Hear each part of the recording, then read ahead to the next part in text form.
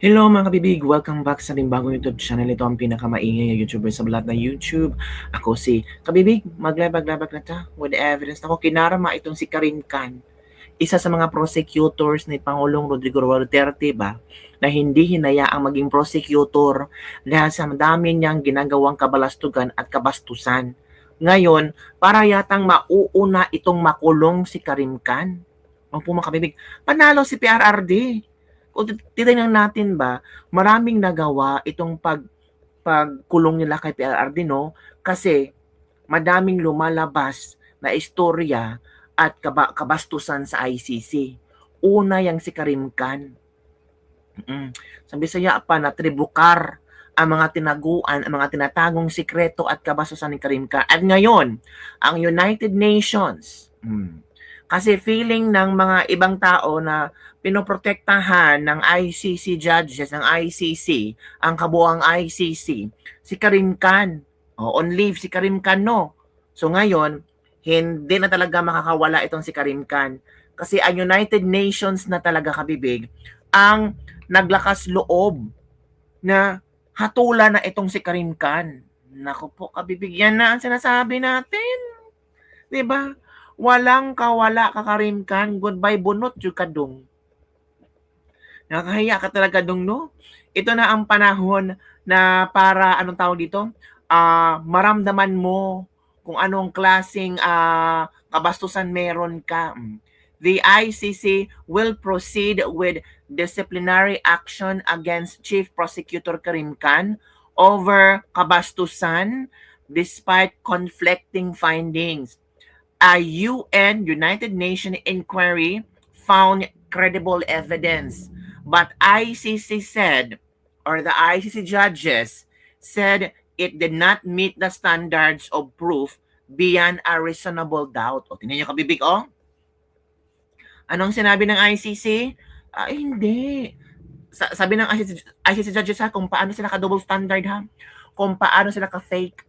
Sabi ng ICC, hindi, wala kami nakitang probable cause or reasonable probable proof o standard of proof na itong si Karim Khan ay may ginawang kabastusan.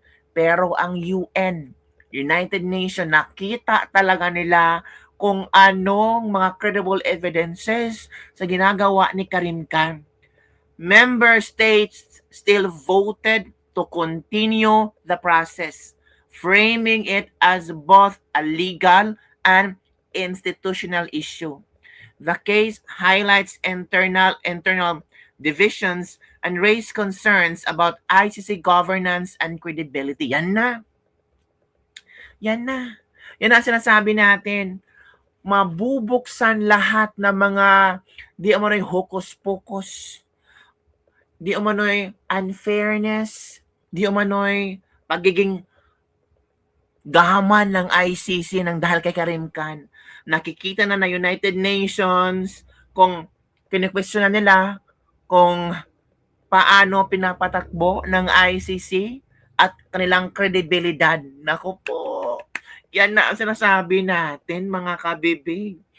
In a vote on Wednesday by a core group of member states, 15 voted in favor, 2 abstained, and 4 voted against moving with the process. So, 15 ang favor na itong si Karim Khan lagyan ng disciplinary actions or measures.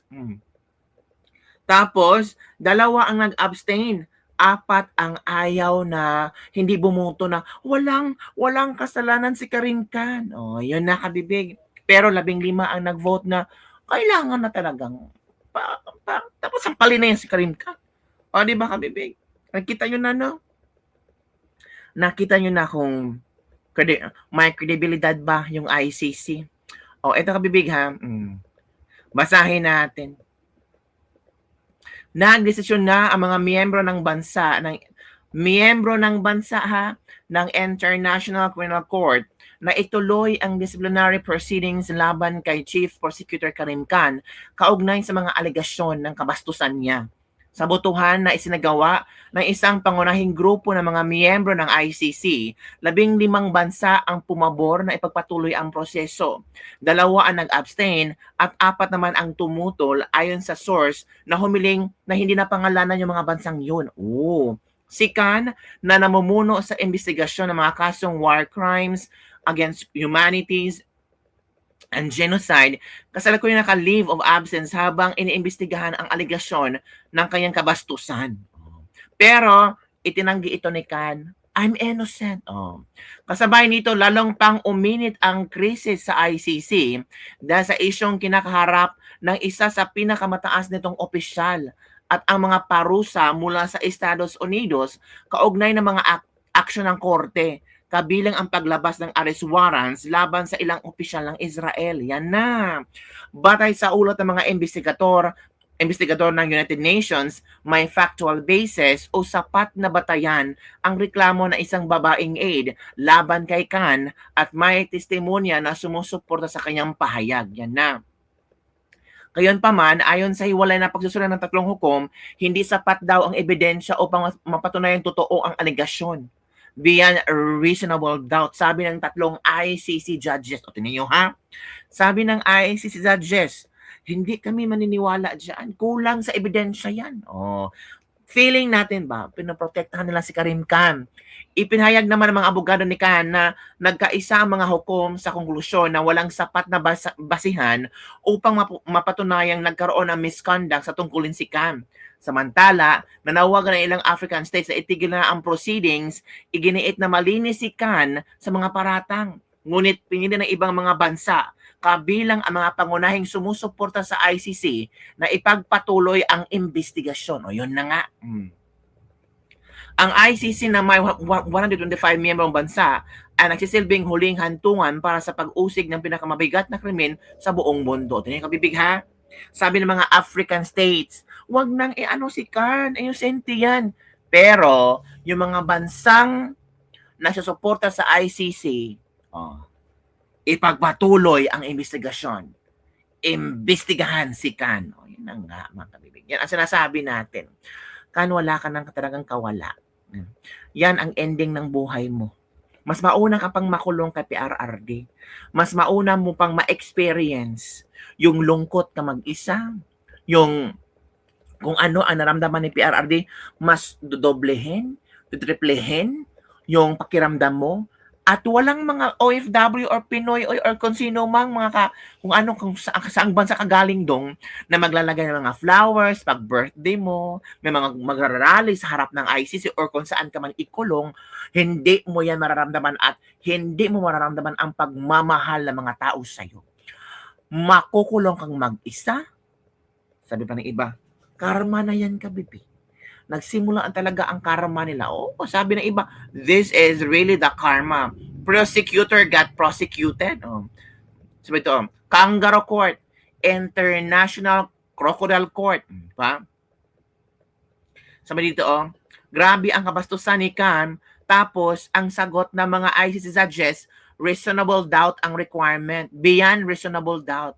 PRRD, indirectly responsible for crimes against humanity, kahit chismis, pwede tanggapin ng ICC. Di ba? Tapos kay Khan, may ebidensya, may umupo talaga, may nagsabi talaga, yung ICC nagsabi, pero sabi ng taga-ICC judges, beyond reasonable, hindi namin matanggap yan. Malinis si Khan.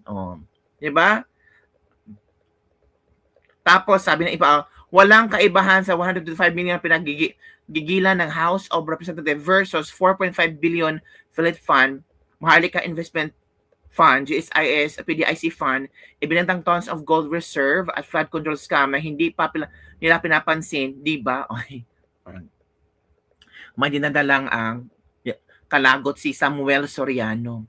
Tingnan nyo kung gaano ka unfair ang ICC. May tumayo ng witness, yung babaeng binastos ni Khan. Pero ang sabi ng ICC judges, hindi kami maniniwala dyan.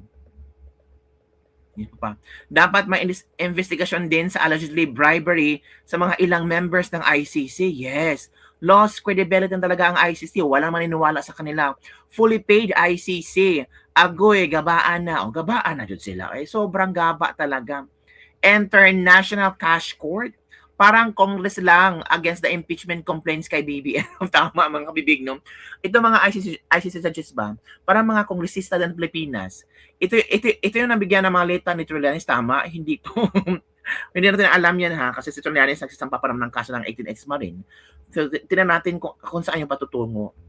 Bakit di pa hinuli si Vladimir Putin yan? Di ba may arrest warrants na sila? Oo, parang sa Russia yata, itong si Karim Khan ay may warrant of arrest na, di ba? Nga kung yun daw, pag nagpunta sila sa Russia, kahit sinong prosecutor ng ICC, may warrant of arrest. Ako po, pag tumuntong sila sa jurisdiction ng Russia, doon sila pwedeng mahuli. Not sure, yun ang nabasa ko noon. Yan na. So, ang mga ICC prosecutors, ICC judges, takot na sila pumunta sa Russia. So, yun po kabibig. Para yatang biglang, nag-shift ang mundo ng ICC. 15 bansa ang nag-say yes na yung si Karim Khan dapat talaga magkaroon ng investigasyon. Dapat mabigyan ng leksyon na yan. Walang magawa ang ICC judges kasi itong 15 bansa, ito yung palaging sumusuporta sa ICC.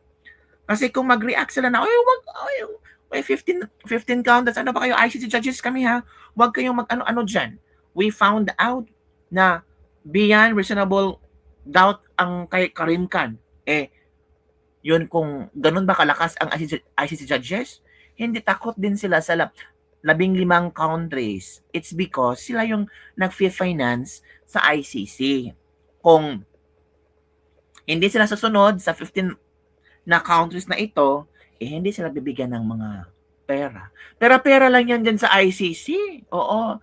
Kung talaga ang ICC ay nanindigan sa katotohanan, di ba? Kung nakikita nila na may kasalanan si Karim Khan, bakit nila pinoprotektahan ito? So, napaghalataan talaga kabibig na walang kredibilidad ng ICC. At dahil dito na-question ang credibility at kung paano pinalalakad, paano ang gobyerno sa loob ng ICC. Nako, makakarating tayo dyan, ICC. Manginginig talaga kayo pag si BP Sara na ang magiging president sa Pilipinas sa 2028. Maghanap talaga kayo kay Bongbong. Ay, no, kabibig, exciting kabibig, no? Malapit na ang 2020. Yes, malapit na. Ilang taon na lang, di ba? At wala pa rin tayo nararamdaman na progress sa Pilipinas pa.